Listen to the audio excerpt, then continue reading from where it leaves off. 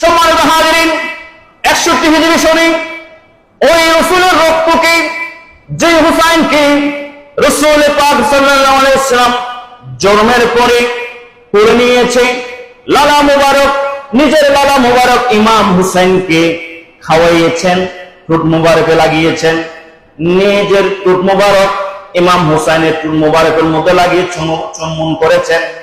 ইমাম হুসাইনের কানের মধ্যে প্রথমে আজান দিয়েছেন আমার নবী।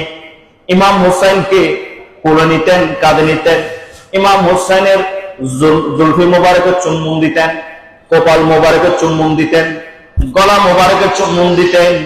এমন শরীরের কোন অংশ নাই যখন দাঁত বের হয়েছে, ছোট্ট ছোট্ট দাঁত উঠেছে, ওই দাঁতের মধ্যে আল্লাহ রাসূল চুম্বন দিয়েছে। জোরে বলেন না সুবহানাল্লাহ। ইমাম হুসাইন, হাসান, আমার রাসূল বলেন এরা হচ্ছে আমার বংশের একটি দ্বারা, দুইজন হচ্ছে দুটি দ্বারা, এরা আমার বংশ, এরা আমার বংশ, এরা আমার ছেলে।